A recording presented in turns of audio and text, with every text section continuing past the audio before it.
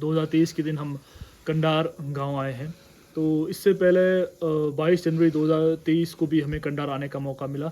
तो उस दिन हमने कुछ बातें जाना और उसके अलावा हमसे कुछ बातें, बहुत सारी बातें हमसे छूट रही थी। और जब हम पिछले बार यहाँ क्लब से मिले थे तो उनसे हमने वादा किया था कि हम दोबारा आएंगे और उनके बातों को, उनके बुज़ुर्गों के बातों को और महिलाओं की बातों को भी सबके सामने रखने का प्रयास करेंगे।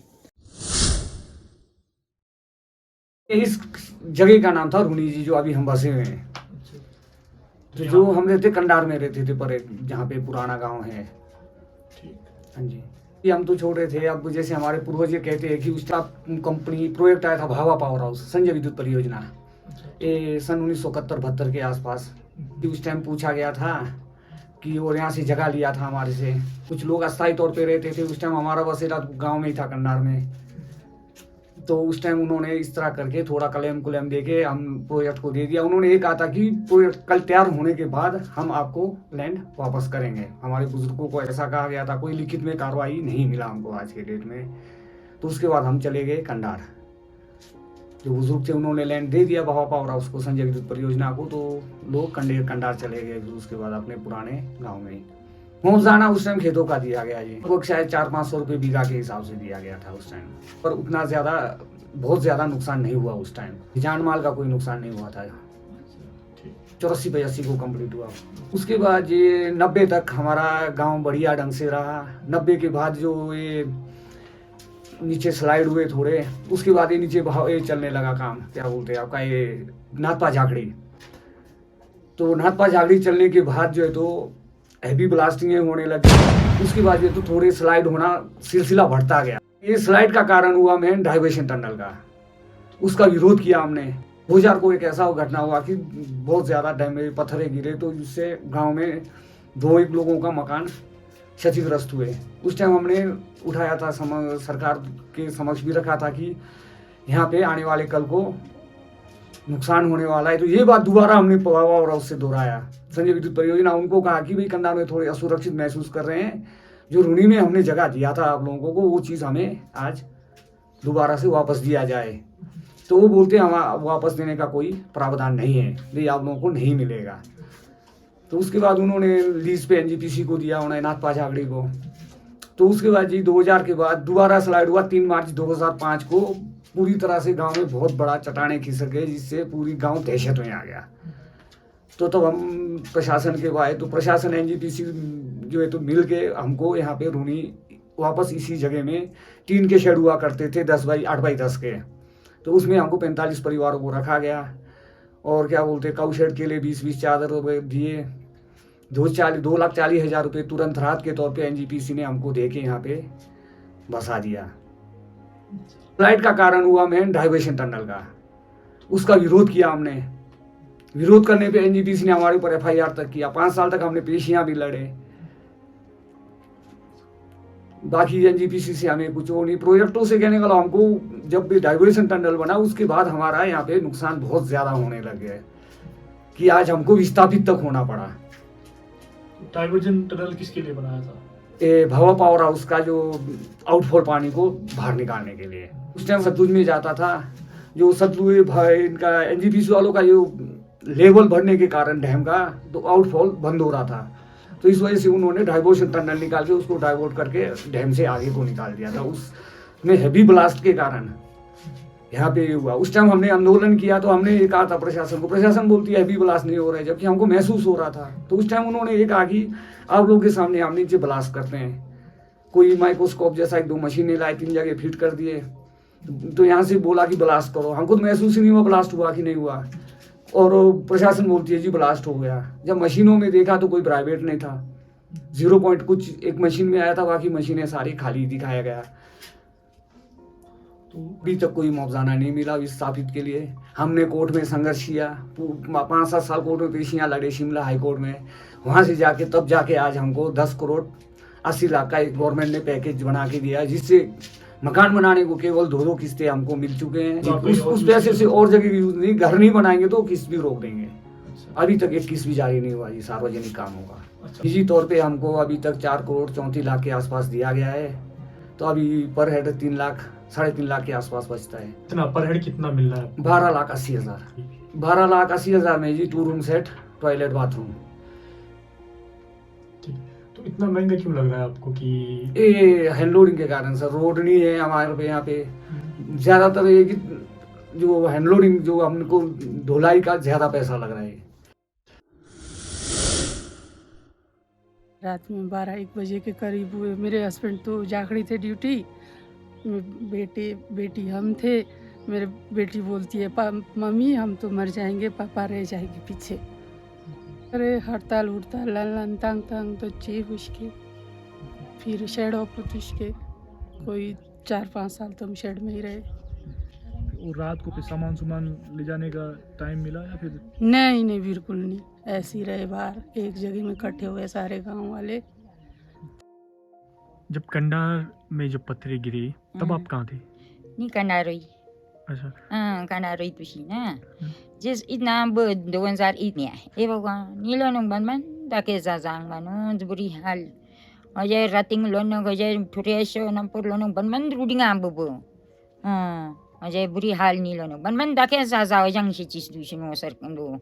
Demya be thang garang thang kima 2-3 kima tu raga chis maga. Dogono yusta blanlan jeshi.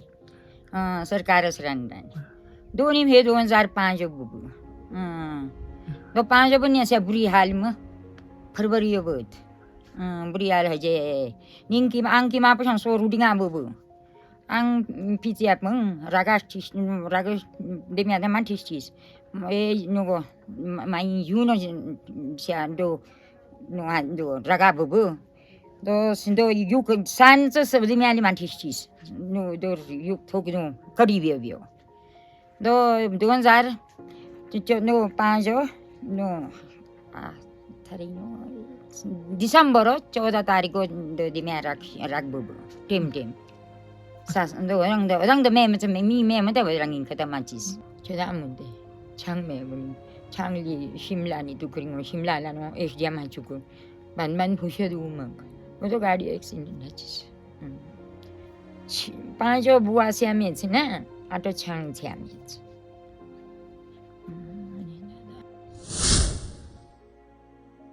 जब हम विस्थापित होके आए थे तो हमारे पास यहाँ हमने देखा बहुत सारी समस्याएं थी। उसमें से पानी की समस्या भी थी, बड़ी पानी की समस्या क्योंकि आईपीएच का पानी था, बहुत कम था वो, कुछ बता नहीं मतलब नामात्र था जिसको बोल सकते हैं हम। अब थोड़े आने के बाद यहाँ पे हमारे को पशु थे, थोड़े बहुत हमारे खेत थे, थोड़ा सिंचाई की व्यवस्था थी। थोड़ा हमने उस टाइम सेब के पौधे भी लगाए थे। उन मतलब हमारे लिए पानी के लिए खुद पीने की व्यवस्था नहीं थी, तो पौधे में लगाने के लिए सिंचाई की व्यवस्था नहीं थी। तब हमने थोड़ा नाबार्ड के थ्रू मतलब कुछ उनसे पाइप दे दिए थे उन्होंने, और हमने फिर इसमें श्रमदान कर दिया था। हमने ही किया सब कुछ, जो भी मतलब 8-9 बंदे थे उसमें। अब युवा थे हम, मतलब जोश था हमें। करीबन 3-4 महीने लगे थे हमारे को सोर्स से लाने में। करीबन 4 किलोमीटर हमने पाइप खुद ही दबा के लाया। वो पाइप बहुत मतलब काफ़ी हैवी था, 2 क्विंटल आसपास उसका वेट होगा, तो उसको इजीली उठा के ले जाना ना इम्पॉसिबल था। तो हम क्या करते थे, जैसे 7-8 बंदे थे हम, तो उसको खोल करके 100 मीटर पाइप को स्टेप बाय स्टेप मतलब खींचते हुए उसको, क्योंकि हमारे ये सोर्स बहुत ही ऊंचा है, मतलब मिनिमम अगर को 4.5 किलोमीटर दूर से हमने वो पाइप को दबा करके पहुंचा करके मतलब हमने सब ने पानी लाया यहाँ पे। हमारे यहाँ पे देखते हुए तो मेरे को लगता नहीं कि प्रोजेक्ट किन्हों के अंदर खुलना चाहिए, क्योंकि हमारे को इतना मुसीबतें झेलना पड़ा। तब तो हमारे को इतना नॉलेज भी नहीं था कि प्रोजेक्ट के कारण से जो है हमारे को इतना नुकसान झेलना पड़ेगा, ऐसा समस्या झेलना पड़ेगा।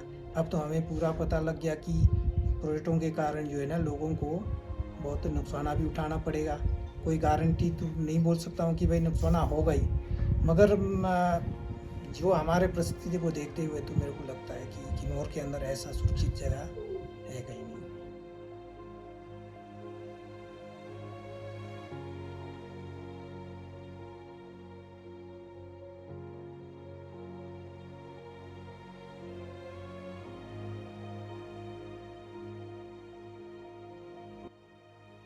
यहाँ देख रहे हैं जो मूलभूत सुविधा होनी चाहिए, जो ये बड़े बड़े कंपनीज दावा करते हैं कि डेवलपमेंट होगा, इंफ्रास्ट्रक्चर होगा, एजुकेशन होगा, रोज़गार होगा, तो यहाँ पे अभी तक कंडार जो गांव है वहाँ पे प्रॉपर एक रोड तक ढंग से वो तैयार नहीं है, और आप देखोगे जो रोड्स हैं वो भी किस कंडीशन में हैं।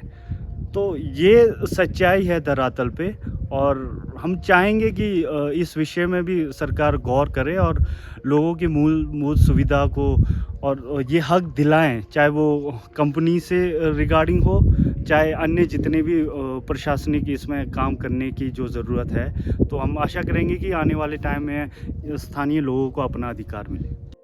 तो आज हमने बहुत सी बातें कंडार के बारे में जानी कि कैसे यहाँ पे विस्थापन हुआ। जब हम यहाँ इस गांव पहुँचे तो कई मायनों में हमें ऐसा लगा कि किन्नौर के कहीं गांव बहुत प्रिविलेज है एज़ कम्पेयर टू कंडार, क्योंकि यहाँ पे जो सड़क है वो जब यहाँ पे संजय जल विद्युत परियोजना बनी तो तब और अभी के सड़क में कोई फ़र्क नहीं है। तब जितना हाइड्रो ने अपने मतलब के लिए सड़क बनाया, उसके बाद यहाँ पे सरकारी तौर पे या फिर प्रशासन या फिर यूँ कहें कि किसी भी तरीके से यहाँ पे कोई जो बुनियादी जो मूलभूत सुविधाएं होती है उसमें कोई भी इजाफा नहीं हुआ है। और उसके अलावा इन्होंने जो विस्थापन की मार अलग से झेली है, और विस्थापन भी कुछ इस तरह से रहा है कि पहले रूनी से उन्हें कंडार विस्थापित कर दिया गया, और बाद में फिर कंडार से फिर रूनी में उन्हें विस्थापित कर दिया गया, और वो कहीं ना कहीं अपने ही जगह को उन्हें कंपनी से लेना पड़ा।